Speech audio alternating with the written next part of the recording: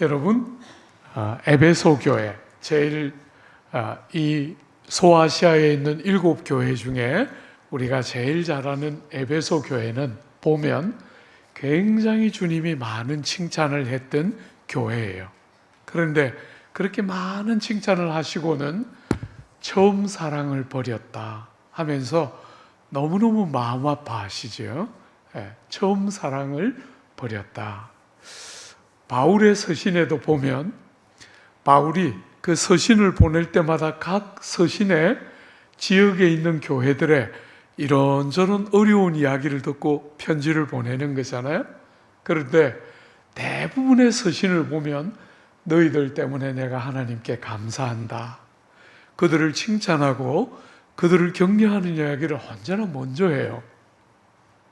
그런데 오늘 저녁에 보게 되는 이 4대 교회는 주님이 칭찬하거나 격려하는 말씀은 거의 없이 바로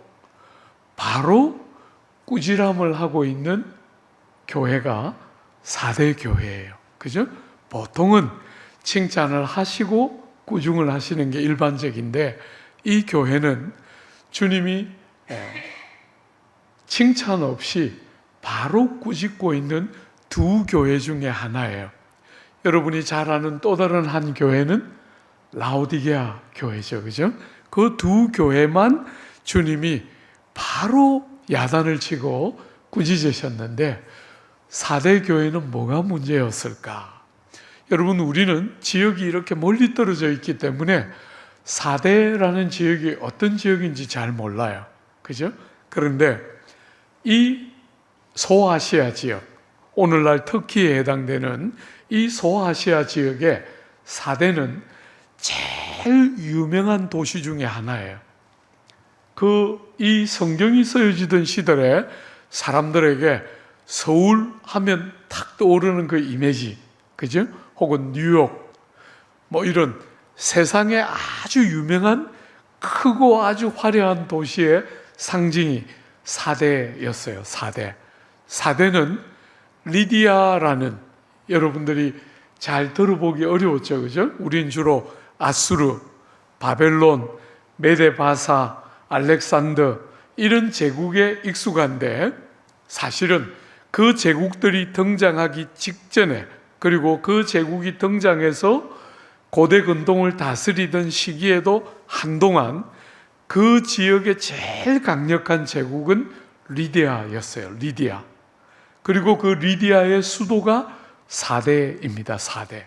그러니까 우린 잘 모르는 낯선 도시지만 이 서신이 쓰여지고 있던 시대에 4대는 굉장히 유명한 도시다. 그리고 아주 그 부와 아름다움으로 손에 꼽히는 도시가 4대다. 이렇게 보면 돼요.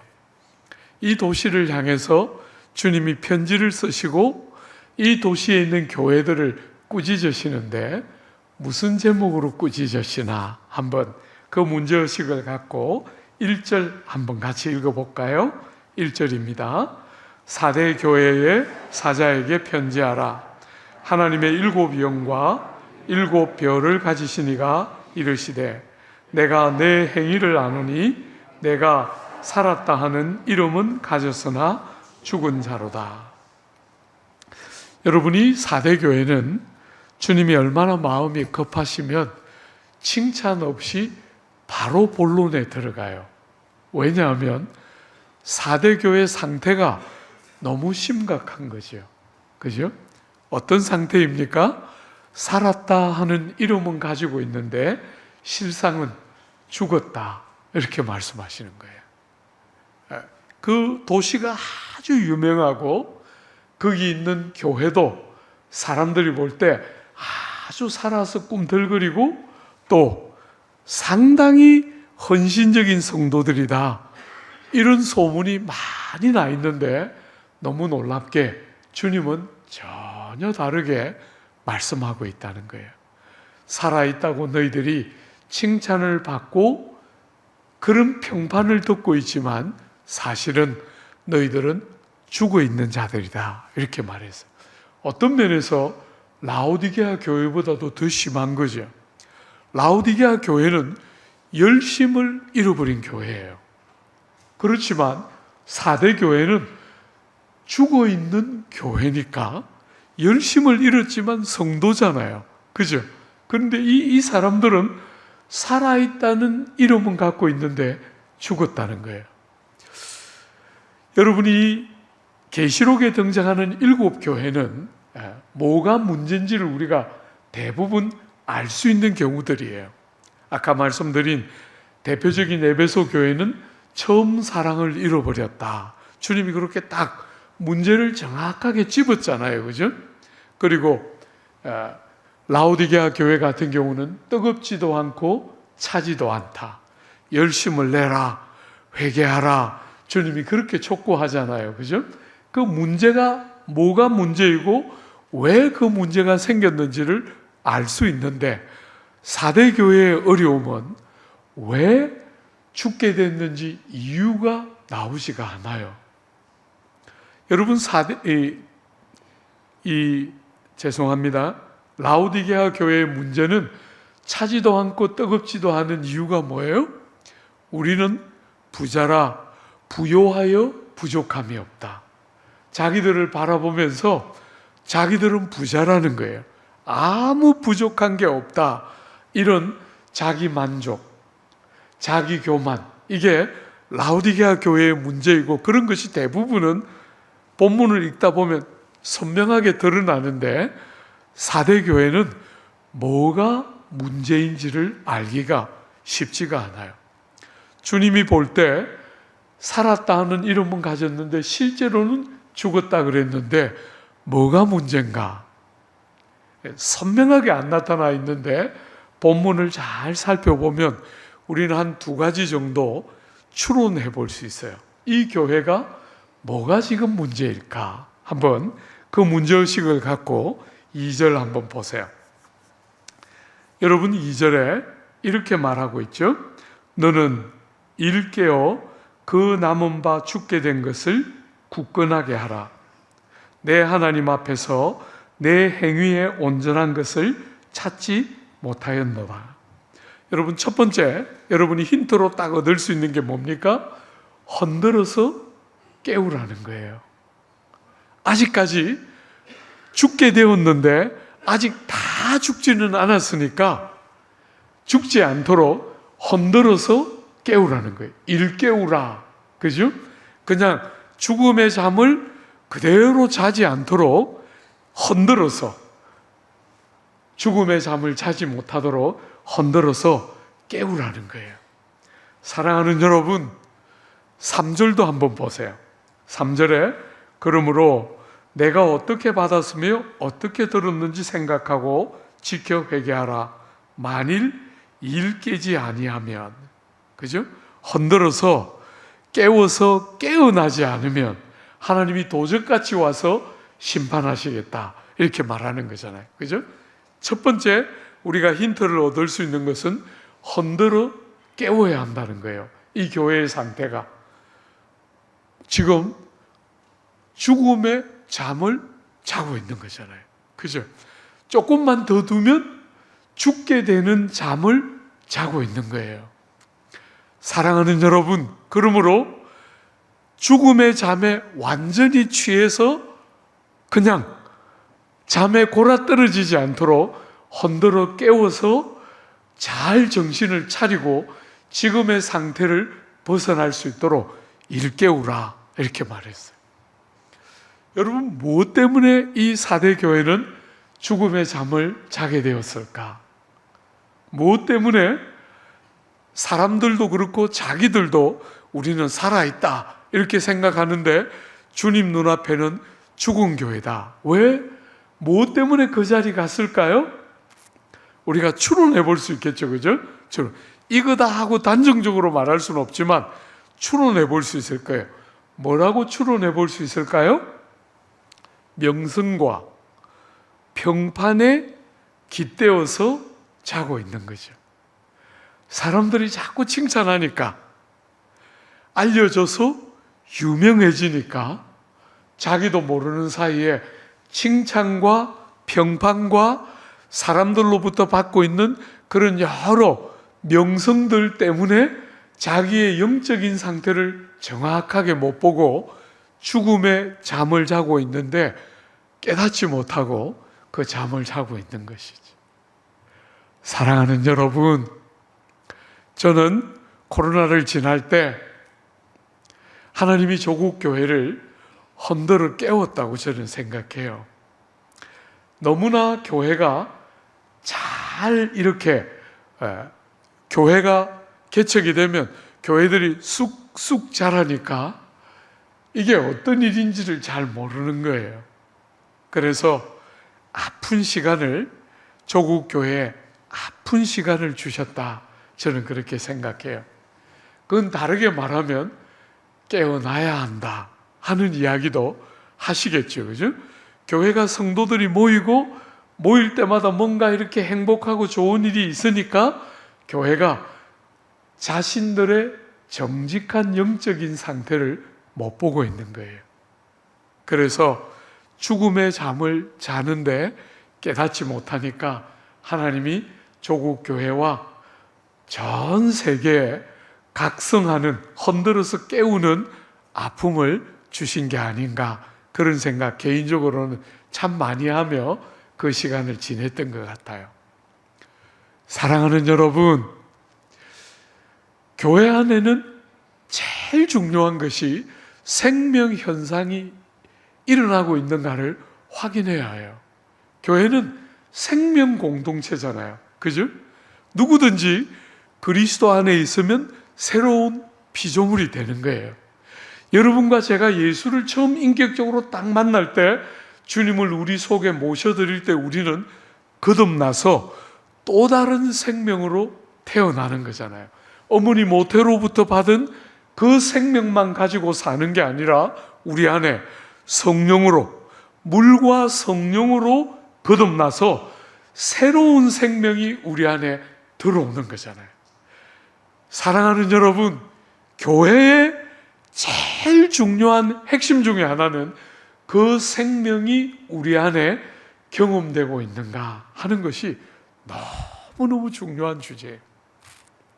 제가 우리 남서울교회 설교할 때 자주 하는 주제 중에 하나가 뭐냐면, 영적인 갓난 아이들의 울음소리가 들리는가. 여러분, 교회의 제일 생명 같은 것은 영적인 갓난 아이들, 나이가 많든지 젊든지 관계없이 예수를 모르던 사람들이 교회에 딱 와서 주님을 인격적으로 만나게 되면서 비로소 터져나오는 어린아이들의 울음소리가 교회에서 들리는가. 너무너무 중요한 주제예요, 그죠? 그런 생명 현상이 일어나야 교회가 교회다운 것이죠. 그런데 4대 교회는 생명 현상이 없는데도 자기들이 어떤 상태에 있는지를 잊어버리고 있어요. 여러분, 제가 요즘 우리 남서울교회에서 제일 많이 설교하는 설교 중에 하나가, 첫 만나면 우리 청년들에게 특별히 20대에 결혼해야 된다. 제가 늘 노래 불러요. 20대에 결혼해야 된다. 그러면 적지 않은 청년 2부 아이들이 저보고 말해요. 목사님, 이미 지났어요. 그러면 제가 하나도 안 지고 지금이라도 빨리 가라. 여러분, 그리고 시집가고 장가갈 때 제가 딱 불러다 놓고 이야기해요. 면담하거든요. 결혼하는, 주례하는 아이들 제가 면담하는데, 면담할 때 늘 말해요. 결혼하면 애 3선 낳아야 된다. 하나는 안 되고 둘은 화 있을진저 3선 돼야 된다. 제가 늘 노래해요, 노래. 여러분, 강남에 와서 아이 셋 낳아라 그러니까 성도들이 저를 볼 때 약간 짐승같이 보더라고요. 근데 벌써 10년 이상 제가 그 설교를 꾸준히 하니까 요즘 셋 낳는 친구들 꽤 있어요. 사랑하는 여러분, 영적인 갓난아이들의 울음소리, 그 영적인 갓난아이들의 울음소리만이 아니라 우리가 어렸을 때 신앙생활 할 때처럼 무수한 어린아이들이 교회에 바글바글 했잖아요, 그죠? 와서 교회를 오고 싶어 하고 오면 뭔가가 있었어요. 사랑하는 여러분, 4대 교회는 그런 것들을 잃어가고 있는데 모르고 있어요. 주님은 너희들은 죽어 있는 것이다 이렇게 말하는데 자기들은 전혀 그렇게 생각하지 않고 있어요. 여러분, 저는 조국 교회에서 오랫동안 청년 사역을 했어요. 한 30년 청년 사역을 했는데, 그래서 저를 아는 분들은 저를 청년 사역자라고 생각해요. 나이가 60이 넘었는데도 청년 사역을 오래 한 사역자예요. 여러분, 제가 영국에서도 옥스포드라는 곳에서 한 4년 목회를 했어요. 여러분이 이름을 다 들어보셨죠? 그 유명한 대학교 옥스포드 대학이 있는 거기에 한인교회가 하나 있었는데 거기 제가 4년 담임 목사했어요. 거기 옥스포드에 대학생들이 2만 명이에요. 도시는 한 20만 명밖에 안 사는 조그만 도시인데 그 옥스포드 대학에 대학생 신분으로 학생 신분으로 와 있는 학생들 숫자가 2만 명이에요. 2만 명. 그런데 그렇게 전 세계에서 무수한 학생들이 오는데 그 학생들을 감당하는 교회가 거의 없었어요. 겨우 한 2-3교회 정도 있을 정도였어요. 제가 섬기던 교회도 100명 채 안 되는 자그마한 교회였어요. 사랑하는 여러분, 제가 영국 교회를 보면서 참 너무너무 아팠어요. 서럽고. 전 세계에서 2만 명이나 되는 무수한 학생들이 와 있는데 그 아이들을 도울 수 있는 교회가 너무 없는 거예요. 교회가 다 이렇게 내리막길을 걷기 시작하니까 그 소중한 보석 같은 젊은이들이 교회를 다 빠져나가는 거 너무 마음 아프게 영국 땅에서 봤어요. 사랑하는 여러분, 젊은이들과 아이들이 교회에 오게 하는 것은 교회 안에 생명현상이 나타나야 그 일이 일어나는 거예요. 여러분, 젊은이들은 드럼을 치고 막 악기를 막 굉음을 내고 하는 그거 아이들이 원하는 거 아닙니다, 여러분. 아이들이 원하는 것은 세상에서 경험할 수 없는 다른 것을 경험하는 거예요. 여러분, 제가 남서울교회를 딱 부임해 와서 오부 예배를 드리고 있는 그 교회에 부임해 와서 담임 목사가 제일 처음 한 일이 뭐냐면 오부 예배를 4부 예배로 줄이는 거예요. 여러분, 목사가 새로 오면 성도들이 많이 모여가지고 예배를 한 번 더 드려야 행복한 거잖아요. 그죠? 근데 저는 철도 없이 5부 예배 드리는 교회에 와서 4부 예배로 줄였어요. 뭘 없앴겠어요? 청년들끼리만 모여서 예배를 드리고 있더라고요. 5부 예배에. 그래서 1년 동안 장로님들을 설득했어요. 장로님, 청년들이 5부 예배에 모이지 말고 대예배에 참석하도록 5부 예배를 없앱시다. 그 장로님들이 다 두려워하시는 거예요. 우리 어른들하고 예배 드리는 거 청년들이 싫어하는데, 청년들은 노래도 복음성가 해야 되고 우리는 다 찬송가 좋아하고 하는데 어떻게 우리가 합치지? 다 두려워하셨어요. 여러분, 1년 동안 제가 부지런히 설득했어요. 여러분이 저를 청년 사역자라고 하지 않습니까? 한 번만 믿어주십시오. 정말 청년들이 어른들과 함께 대예배 드리는 거 싫어하는 것 같지만 그게 아니라는 거 틀림없이 확인하게 될 겁니다. 제가 장로님들 설득시켰어요. 그리고 1년 만에 우리가 딱 4부 예배, 5부 예배를 없애고 4부 예배로 예배를 드렸는데, 여러분, 제가 막상 장로님들이 허락해 주니까 불안하더라고요. 청년들이 반토막 나지 않을까? 그런데도 딱 시행했는데 너무 감사하게 1배 반 늘었어요. 1배 반. 사랑하는 여러분, 제가 청년들을 장년들과 함께 예배를 드리게 해야 되겠다고 결심했던 이유가, 장로님들이 대예배 때 기도하는데 어떤 장로님들의 기도는 얼마나 가슴에 콕콕 와닿는지 우리 사랑하는 아들과 딸들이 이 장로님들, 어른들의 기도를 듣지 않고 무슨 기도를 배울까 생각하니까 그냥 심령이 불이 타는 거예요. 청년부 예배를 들어갔는데 아이들이 기도하는데 막 기도가 막 날아가요. 막 기도가 기도처럼 이렇게 주님께 드려지는 게 아니고 기도가 막 날아가는 거예요. 족보도 없이 제대로 된 기도를 못하는 거죠. 너무너무 막 심령이 상하는 거예요. 오랫동안 청년들을 지도하면서 성경도 가르쳐 받고 성경 공부도 해봤는데 그거는 가르치니까 되더라고요. 근데 기도는 가르치기가 너무 어려웠어요. 기도는 기도하는 사람을 봐야 하거든요. 사랑하는 여러분, 청년들이 기도를 어떻게 하는지를 듣지 않으면 배울 수가 없어요. 근데 오부 예배로 걔들을 떼놓으니까 아이들 기도가 막 날아가는 거예요. 그래서 사부로 예배를 바꾸고 지금까지 사부하고 있는데, 여러분 그렇게 바꿨을 때 제일 기쁜 것 중에 하나는 장로님들이 아들, 딸들을 데리고 같이 예배 드리기 시작하더라고요. 청년들. 여러분, 교회 중요한 행사에 청년들이 앞장서서 와요. 주일날 광고를 같이 보잖아요. 그죠?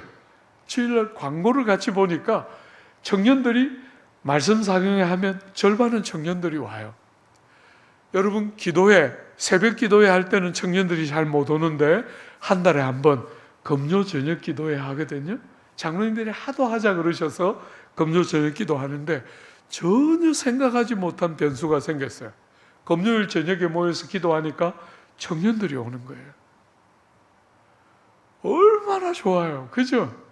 어른들만 예배를 드리다가 청년들이 오니까 그냥 예배가 그냥 살아나는 거잖아요. 사랑하는 여러분, 생명현상은 영적인 갓난아이들이 태어나는 것뿐 아니라 젊은이들이 굉장히 민감한 거예요. 딱 와서 여기 뭔가 다르다 하면 모이게 되는 거예요. 여러분, 제가 영국에서 목회할 때 정말 행복했던 것은 어쩌다가 한 번씩 일본 아이들, 중국 아이들, 말레이시아 아이들, 인도네시아 아이들이 우리 교회에 예배를 드리러 왔어요. 여러분, 우리는 한인교회였기 때문에 영어로 예배 드리는 교회가 아니고 저는 영어 진짜 완전히 젬병이에요. 그런데 외국 아이들이 우리 교회에 와서 예배를 드려요. 예배를 마치고 제가 한 번은 물어봤어요. 너가 오늘 내가 한 설교를 알아들었니? 못 알아듣죠. 당연히 제가 한글로 했으니까. 그죠? 그런데 그 친구들이 예배를 꾸준히 오기 시작하는 거예요. 그래서 하루는 물었어요. 왜 오니? 설교도 못 알아듣던데 찬송도 못 따라하는 거잖아요. 그죠? 오는 거예요. 왜 오냐? 그랬더니 여러분, 참 목사로서 최고로 영광스러웠던 말 중에 하나였는데 그 아이들이 저보고 이렇게 말했어요. 영국 교회 가면 영어로 어지간히 알아듣는다. 옥스퍼드에 유학 왔으니까 어지간히 영어 잘할 거 아니에요. 그죠? 어지간히 알아듣는데 너희 교회에 오면 못 알아듣는데 something touching한다. 뭐라고 말할 수 없는데 마음이 뭔가 이렇게 만져진다는 거예요. 뭐 때문인지 이해는 못 하겠는데 희한하게 못 알아듣는데도 너희들 예배를 오면 뭔가가 일어난다는 거예요. 타칭하고 무빙한다는 거예요. 마음이 만져지는 것 같고 마음이 이렇게 움직여진다는 거예요. 그래서 자꾸 온다는 거예요. 그래서 제가 미국에 잠시 볼 일이 있어서 갔다가 통역기 12개 사왔어요, 한꺼번에. 그리고 7, 8명 정도 꾸준히 오는 그 아이들 세례도 주고 너무너무 정말 감격적인 시간들 보냈는데요. 사랑하는 여러분, 청년들이 오는 것은 그들이 원하는 뭔가를 할 수 있는 것 때문이 아닙니다. 영적인 니즈가 채워질 때 교회가 살아있어서 세상에 어떤 모임에 가도 들을 수 없고 만날 수 없는 사람을 만나고 메시지를 듣기 시작하면 청년들은 오기 시작하는 거예요. 사랑하는 여러분, 제가 우리 남서울교회를 담임하기 전에 담임했던 교회, 청년들이 많은 교회였는데 저보다 나이 많은 사람 20명밖에 안 됐어요. 제가 그 교회 떠날 때 아이들까지 한 1000명 정도 되는 교회였는데 저보다 나이 많은 사람은 20명 됐어요. 대부분 저보다 어린 젊은이들이 가득한 교회인데 제가 그 교회에서는 필이 꽂히면 대예배 시간에 설교를 1시간, 1시간 반씩 했어요. 그래서 예배 마치면 2시간 지나고 했어요. 그러니까 형님, 누님들은 못 오시더라고요. 오셔가지고 못 견디셔요. 이분들은 한 번씩 화장실도 갔다 와야지 하는데 형님, 누님들은 와서 예배가 와 이래 기노? 목사님 설교가 와 이래 기노? 이러면서 그 교회 정착을 못 하더라고요. 그런데 젊은 친구들은 네가 이기나 내가 이기나 해보자 이러면서 끝까지 버티면서 젊은이들이 그렇게 왔어요. 사랑하는 여러분, 젊은이들은 교회가 세상과 다르다 하는 느낌이 들면 오게 돼요. 세상에 있는 그 생명과 다른 생명이 여기 있다 하면 젊은이들은 그 목마름 가지고 헤매고 방황하다가 딱 보이면 붙잡게 되는 거예요. 사랑하는 여러분, 여러분의 교회에 영적인 갓난아이들의 울음소리, 여러분의 교회에 과거 같은 무수한 많은 어린아이들의 바글거림, 많은 목마름을 가지고 찾고 있는 청년들의 모임들이 더 활성화되는 생명이 가진 생명 있는 사람들의 특징들이 여러분 교회에 많이 묻어나게 되기를. 여러분들이 과거에 처음에 개척했을 때 제가 초창기에 한 번씩 여러분 교회에 갔잖아요. 그죠? 갔다가 예배당으로 돌아갈 때 마음이 늘 힘들었어요. 예배당도 너무 불편하고 이렇게 예쁜 예배당도 아니고 그냥 물도 새고, 그죠? 참 공간도 너무 불편하고 돌아갈 때 늘 마음이 일정한 정도로 아팠는데 어제는 집에 가서 집사람이 문 열고 딱 나왔을 때 와, 큰일 했더라 우리 보배교회. 제가 그 첫마디 너무 행복했어요. 운전하고 돌아갈 때. 사랑하는 여러분, 이렇게 예쁘게 단장된 교회에 젊은이들이 오고 생명현상이 다시 약동하고, 주 안에 사랑하는 여러분, 생명 있는 모든 생명체들은 특징이 뭐예요? 열매입니다. 그죠? 변화입니다. 자람입니다. 그냥 그대로 머물러 있지 않아요. 생명이 있으면 변화가 되는 거잖아요. 달라지는 것이죠. 그죠? 그 안에 그 생명이 만들어내는 변화와 자람이 일어나고 그 변화와 자람이 때가 되면 열매를 맺히는 복된 생명 현상이 가득한 교회. 4대 교회는 그냥 교회고 칭찬은 많이 받았는데 너무 아프게도 생명 현상이 없었고 없는데도 눈치를 못 챘는데, 여러분의 교회는 이 4대 교회와 다르게 생명 현상, 갓난아이들이 거듭나서 울음소리를 그치지 않고 울음소리가 들려지는 교회가 되고, 무수한 어린 생명들과 무수한 청년들이 목말라 하다가 여러분 예배당과 교회에 딱 들어와서 쉼을 얻고 세상 어디에도 듣지 못하던 이야기들을 들으면서 눈이 열리고 하나님이 주신 생명의 그 아름다움들에 눈이 열리면서 교회가 정말 생명에 목마른 사람들에게 생명을 나누어주는 그 복된 4대 교회와 다른, 주님이 그렇게 서둘러서 바로 본론에 들어가면서 살았다 하는 이름은 있으나 죽은 자다, 이렇게 4대 교회를 아파했던 그 아픔이 아니라 여러분 교회 안에 생명현상이 일어나는 것 때문에 주님의 큰 위로가 있고 기쁨이 있도록 여러분의 교회 안에 생명이 있는 증거들이 많이 역사하고 묻어나는 은혜가 있게 되게 해주시기를 기대합니다. 두 번째, 여러분 이 교회에 또 다른 생명이 없는데 생명이 있는 것처럼 여겼던 또 다른 이유가 뭘까요? 2절 하반절 한번 보세요. 2절 하반절에 보면 내 하나님 앞에 내 행위에 온전한 것을 찾지 못하였으니. 여러분 여기 아주 중요한 힌트가 또 하나 나오죠, 그죠? 행위가 있기는 있어요. 완전히 없는 게 아닙니다, 그죠? 그런데 온전하지가 않다는 거예요. 여러분이 온전은 완전을 말하는 게 아니에요. 하나님은 죄 중에 태어난 여러분과 제가 죄 없는 완전히 가능하지 않음을 아세요. 그러니까 온전하지 않다 할 때 온전하지 않다는 것은 뭔가가 채워져서 온전한 그게 충족하게 되는 그런 모습이 없다는 거예요. 일은 꾸준히 하고 있는데 그 안에 정말 있어야 할 요소가 채워지지 않고 있다고 말하는 것이죠. 그죠? 그러니까 지금 4대 교회의 문제가 뭡니까? 활동이나 봉사나 행사가 없는 것이 아니고 뭐가 문제예요? 그 모든 일들 안에 들어있어야 할 게 없다는 거예요. 온전하지가 않다는 거예요. 하나님이 원하는 중요한 요소가 채워져서 온전케 되지를 못한 상태로 계속하고 있는데도 안 보인다는 거예요. 여러분 그게 뭐겠어요? 그게 뭘까요?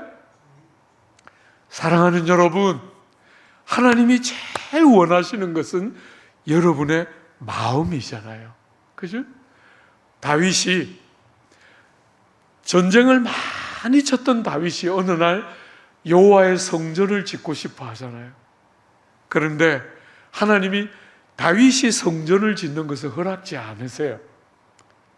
그런데 하나님이 나단 선지자를 보내서 다윗에게 말씀하시는 거잖아요. 너에게 마음이 있음이 기쁘다. 다윗이 그 일을 하도록 허락은 안 하지만 하나님을 사랑하는 마음으로 성전을 짓고 싶어 할 때 얼마나 기뻐했는지 몰라요.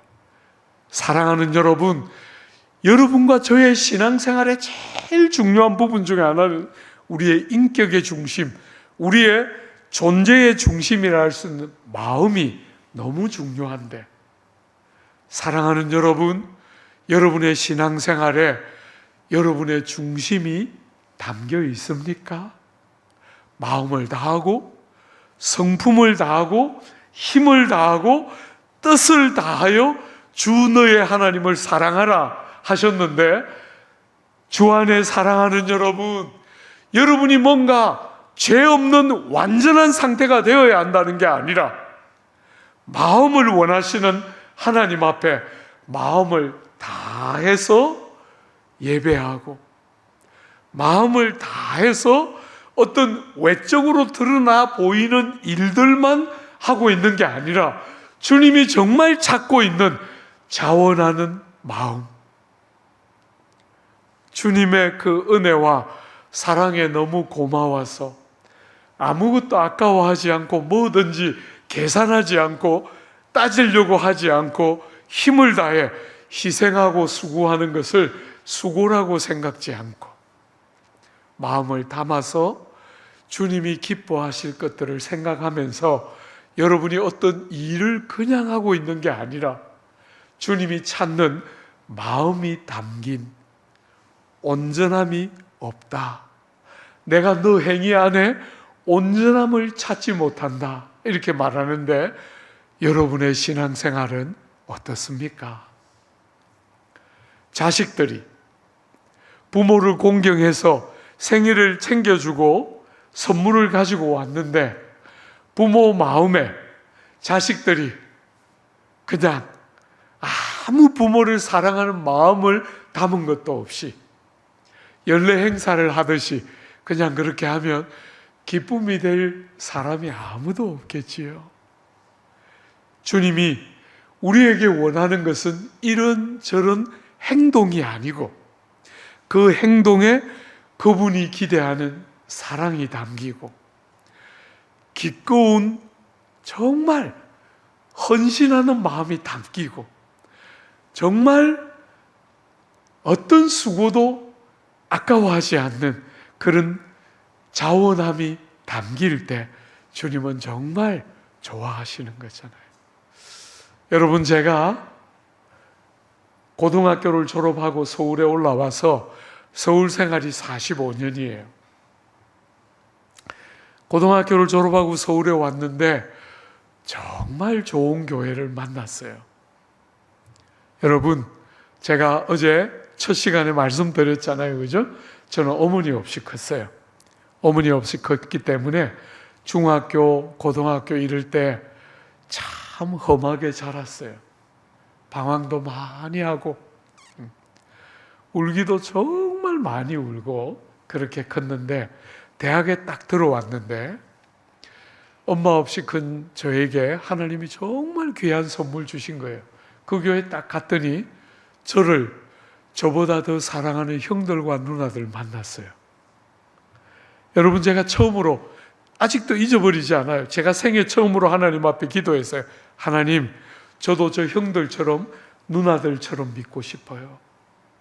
여러분, 제가 누군가를 보면서 나도 저 사람들처럼 믿고 싶다 그런 생각 해본 적 거의 없다가 그 교회에 딱 갔을 때 처음으로 하나님 앞에 기도했어요. 저 형들처럼, 저 누나들처럼 나도 예수 믿고 싶어요. 사랑하는 여러분, 그 형들이 지금 생각해 보면 22살, 23살, 24살, 25살이었어요. 저를 아시는 분들이 제가 요즘 이렇게 교회에 한 번씩 집회를 하러 가면 저를 보면서 요즘 우리 교회, 우리 교단교회는 내수동 마피아들이 다 해먹는구나. 제가 그 자란 교회가 내수동 교회인데 우리 내수동 교회를 내수동 마피아 이렇게 불러요. 아는 분들이. 여러분, 제가 너무 죄송해요. 자격도 없는 사람이 학교에 이사장 하고 있어요. 총신에서 이사장. 총장이 박성규라고 43년 된 친구예요.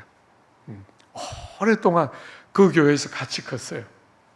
제가 이사장 되고 그 친구가 총장 될 때 총회장이 오정호 목사였는데 우리 교회 선배예요. 우리 그 공동체에서 같이 컸어요. 여러분이 그 교회의 제일 대표적인 인물은 오정현이에요. 여러분이 다 이름 들어봤을 만한 인물이죠. 그죠? 오정현, 오정호, 박성규, 송태근, 이관영, 무수한 오늘 이 시대에 조국 교회를 섬기는 좋은 목회자들이 그 공동체에서 굉장히 많이 배출됐어요. 여러분 교회보다 더 작은 거 아십니까? 여러분 교회보다 더 작아요. 신랑 신부 입장하면 10걸음을 못 걷는 조그만 교회예요. 99평. 여긴 대지 평수가 얼마입니까? 하여튼 그 교회보단 커 보여요. 조그만 교회. 여러분, 제가 그 교회를 찾아갔을 때 교우들의 숫자가 230명 정도 될 때, 200명 남짓 될 때 대학부가 130명 모였어요. 그런 교회 들어보신 적 있으십니까? 제가 다녔던 교회가 그 교회예요.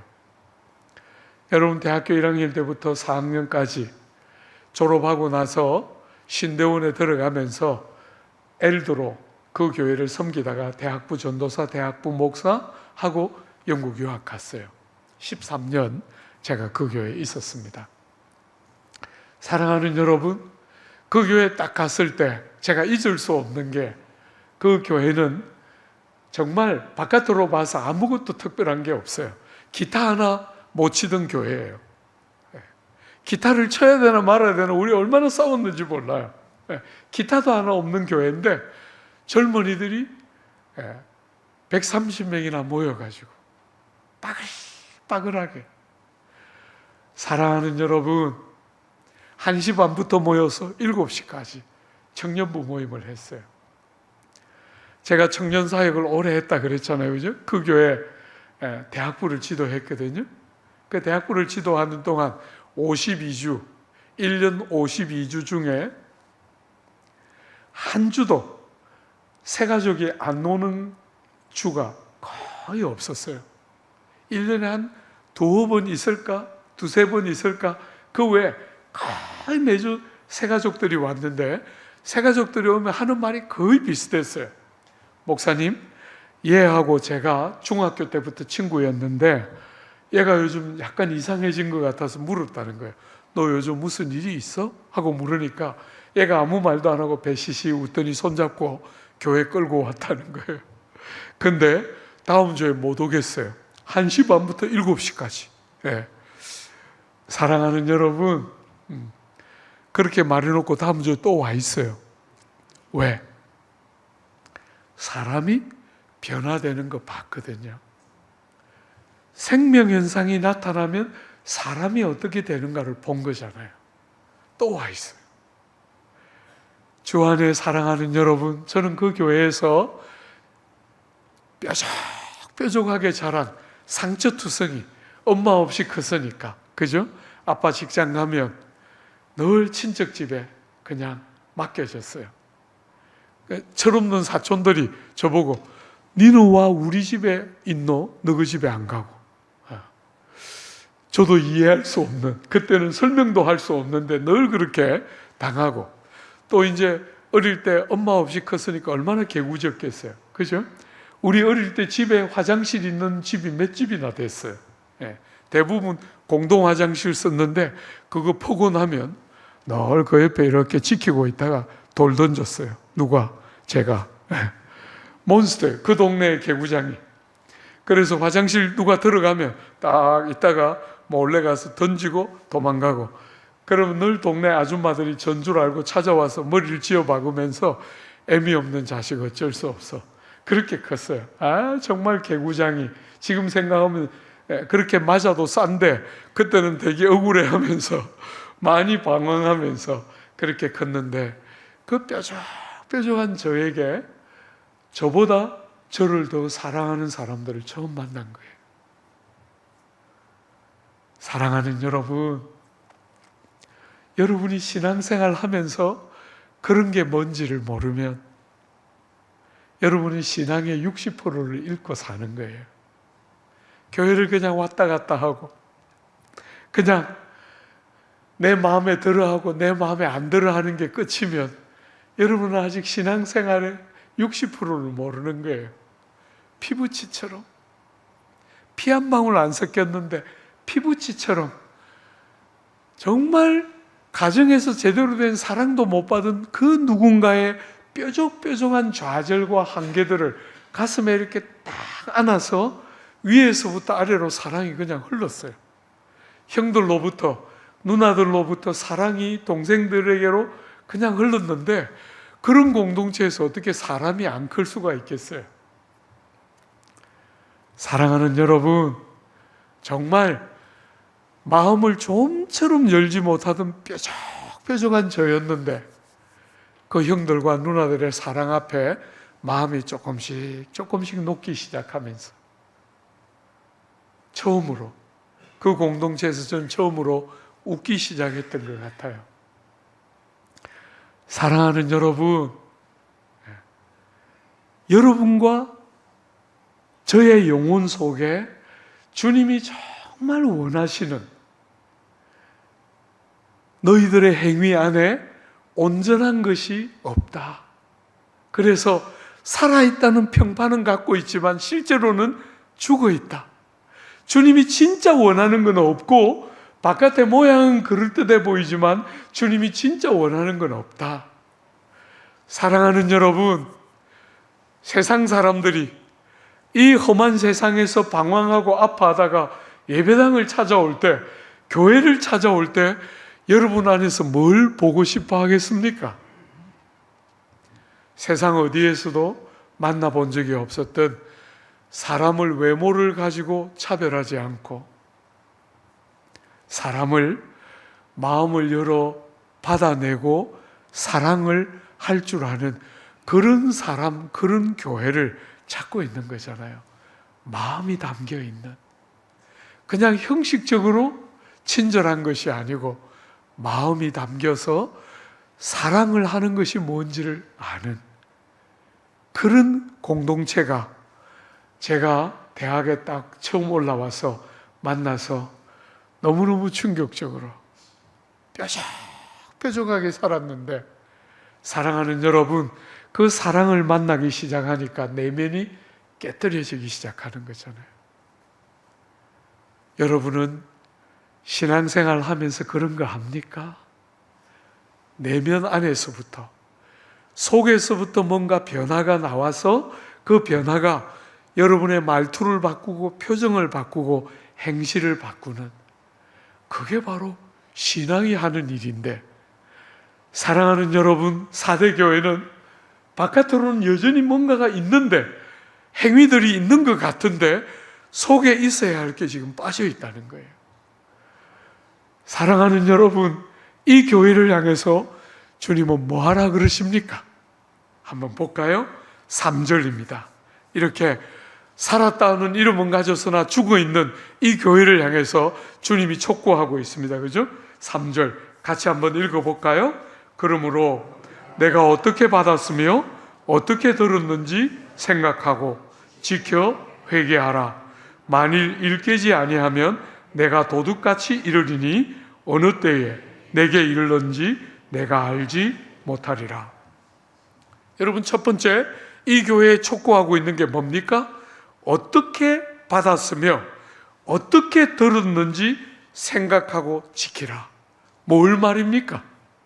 뭘? 여러분과 제가 처음 예수 믿을 때 여러분과 제가 뭘 어떻게 받았고 어떻게 들었는지를 기억하고 지키라는 거예요. 이게 뭐예요? 말씀, 복음, 복음의 그 감격과 그 복음의 권능을 잊어버리고 다 없는 것처럼 살아가고 있는, 껍질만 남은 것 같이 살아가고 있는 그들에게 그들이 어떻게 들었는지를 기억하고 그 생명의 말씀을 듣고 그 복음이 내 삶에 들어왔을 때 얼마나 우리의 영혼이 감격하고 그 은혜에 대한 감격과 감사를 가지고 사랑을 결단했는지를 다시 돌아보고 지키라는 거예요. 그죠? 생명이 없는 교회가 살아나는 핵심의 방법은 복음의 감격과 능력을 회복하는 것이죠. 어떻게 들었는지, 어떻게 받았는지 기억하고, 여러분과 제가 껍질만 있고 내면이 자꾸 빠져나가는 이유는 은혜에 대한 감격과 감동을 상실하고 있기 때문인 거죠. 사랑하는 여러분, 성도들은 저는 다른 건 좀 못할 수 있다고 생각해요. 제가 우리 남서울교회 와서 제일 인상적인 것 중에 하나는, 저분은 나보다 아우시겠구나. 보면 하도 젊어 보여서 나보다 어리게 생겼다. 보면 동갑입니다. 저분은 나하고 친구 정도 되겠구나 하면 한 대여섯 살 위에요. 얼마나 밀고 땡겨놨는지. 젊어요. 보통 젊은 게 아니에요. 사랑하는 여러분, 그런데 아무리 밀고 땡겨도 소용없더라고요. 때가 되면 다 쭈글쭈글해지잖아요. 그죠? 여러분, 제가 이렇게 찬란한 머리를 갖고 있지 않습니까? 많은 사람들이 생각하기를 우리 목사님은 born to be 대머리구나, 이렇게 생각해요. 태어나서부터 대머리였구나. 그런 적이 없습니다.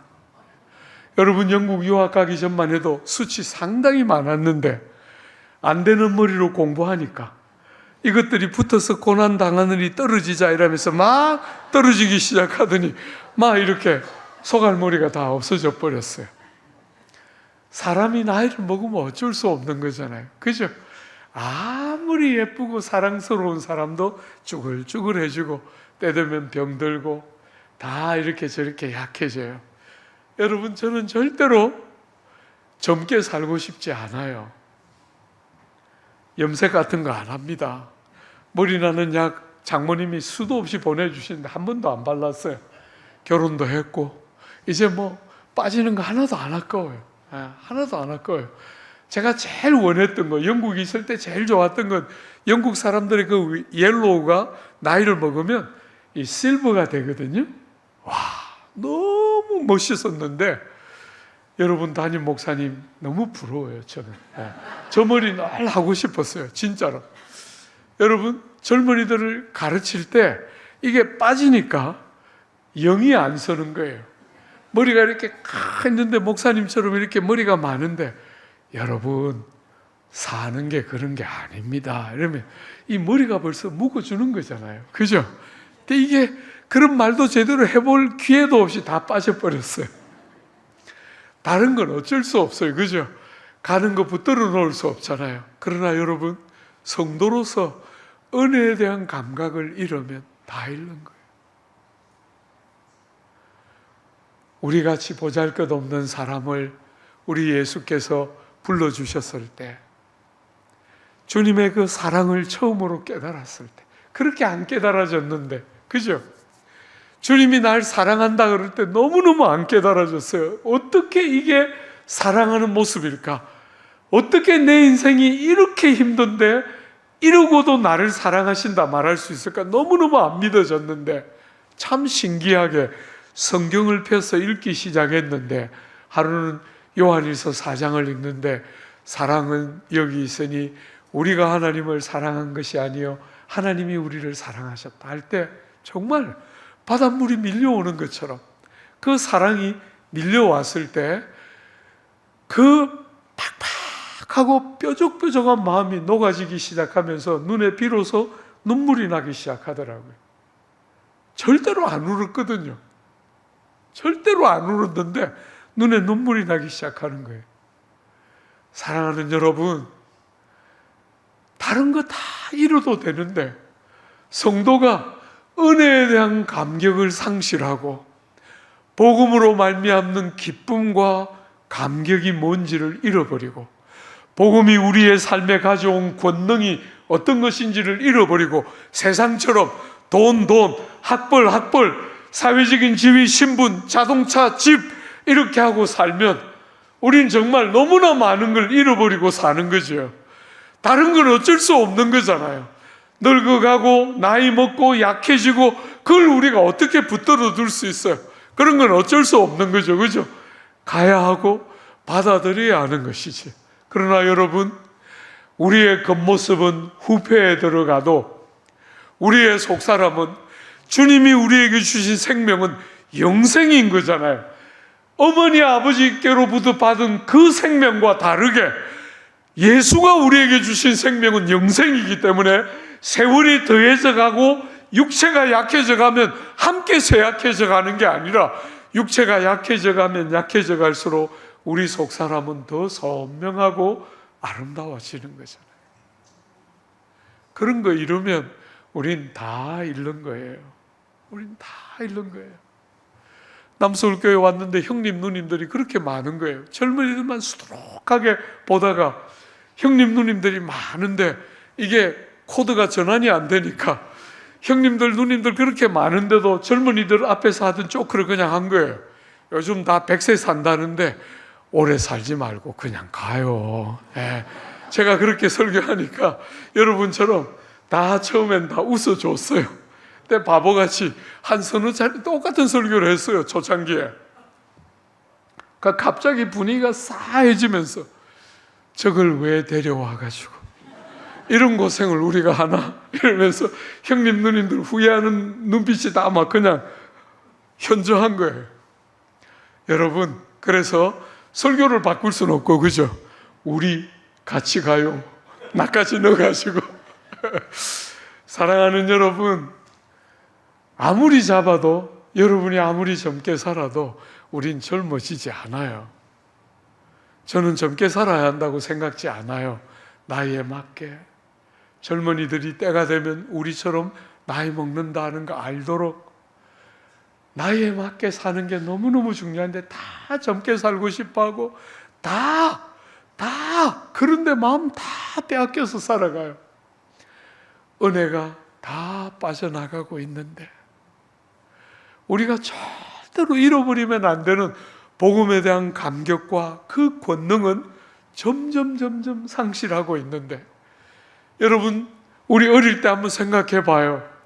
제가 방학이 돼서 고향에 가면 집에서 엄마 아빠랑 같이 자는 게 너무 불편해가지고 교회 갔어요. 한 번씩 교회 가면 이 본당의 한 절반 정도 되는 방이 1층 문을 열고 딱 들어가면 있는데, 그 1층에 그냥 한쪽 구퉁이에 늘 그 조그만 사무실인데 저는 그 안에 들어가 있었는데, 어머니들이 9시나 10시 되면 7, 8분 오셔서 그래 밤새도록 거기에 방석을 이렇게 쌓아놓고 기도했잖아요. 그죠?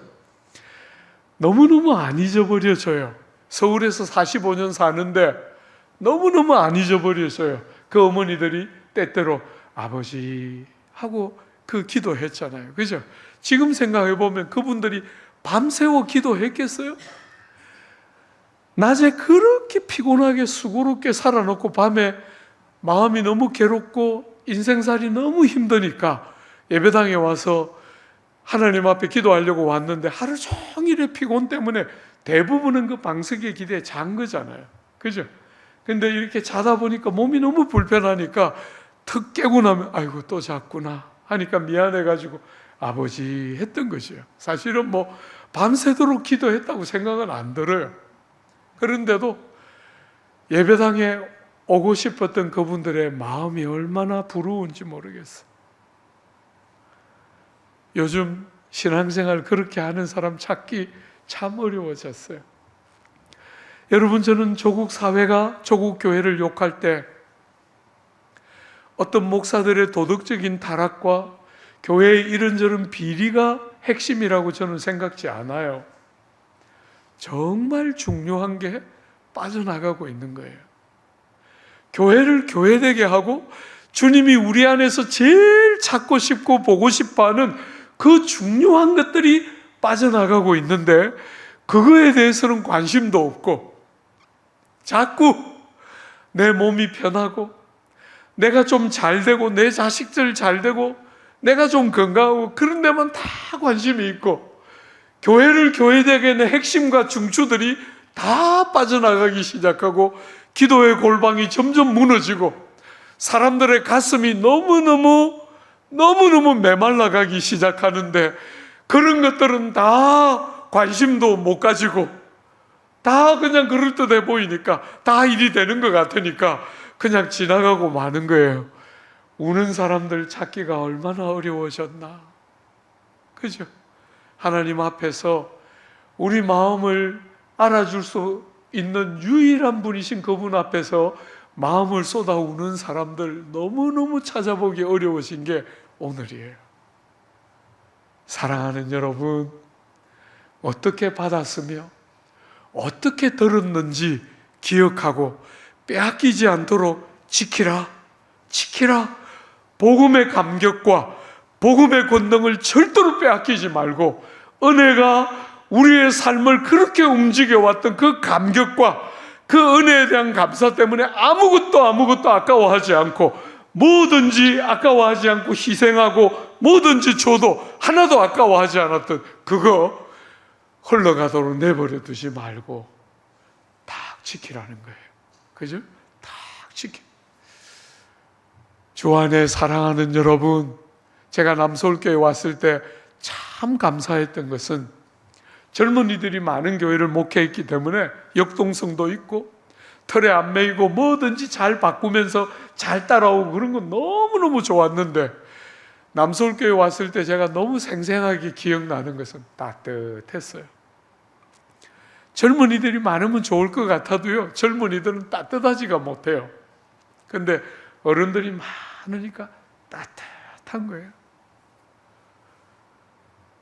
주 안에 사랑하는 여러분, 세상은 젊어야 되고 능력이 많아야 되고 돈 많아야 되고 성공해야 되고, 하나님은 우리에게 그런 거 원하지 않으세요.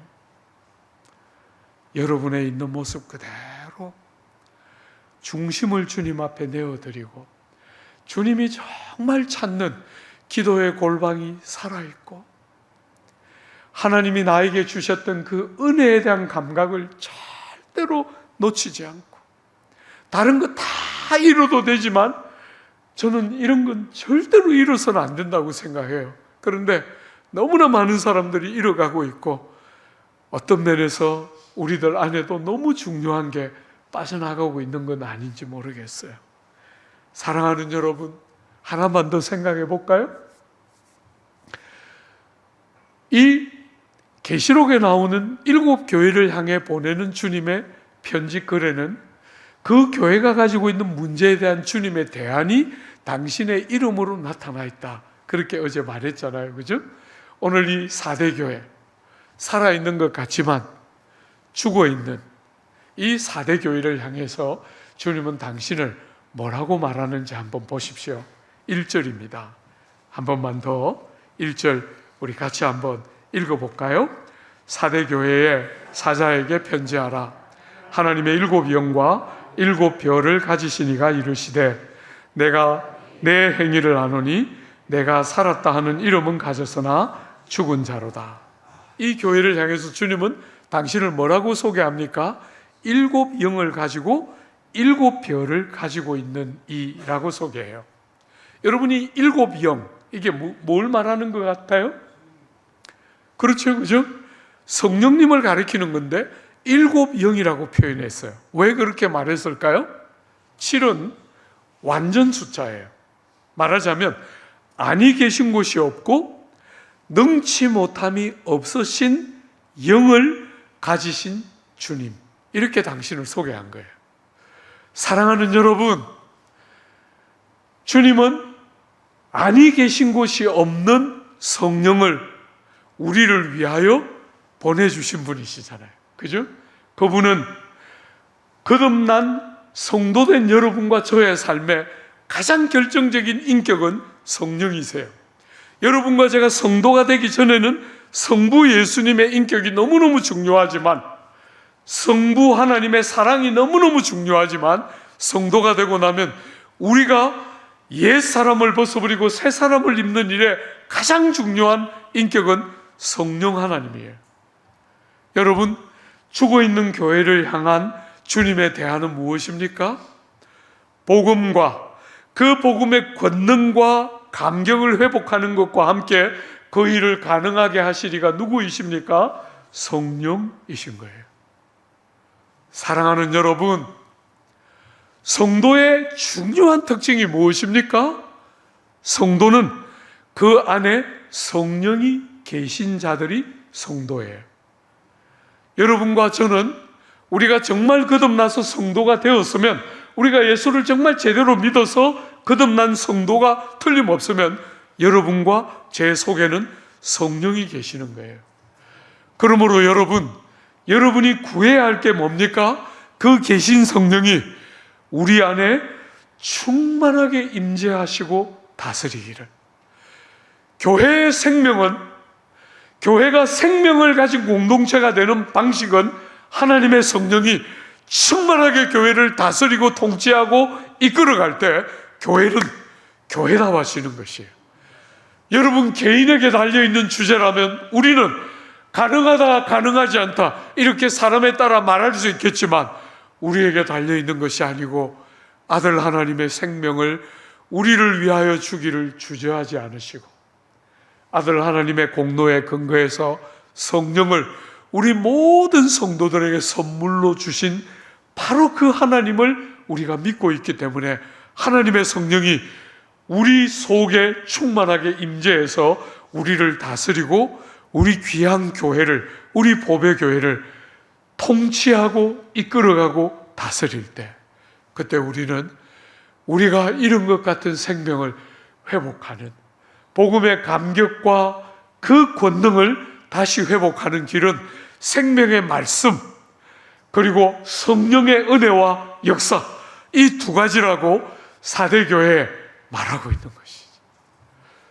부탁합니다.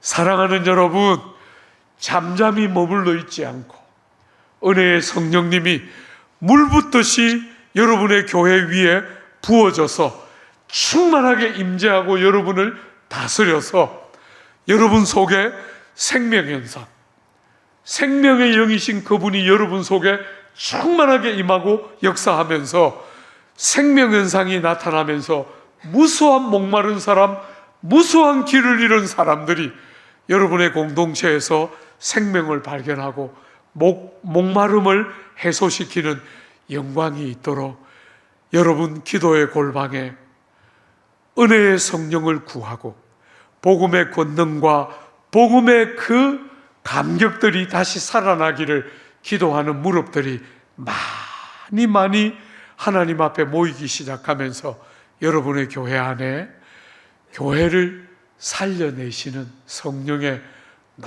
놀라운 역사가 충만하게 귀한 종을 통해서 여러분의 공동체 안에 역사하시고 임하게 되기를 기대하고 축복합니다.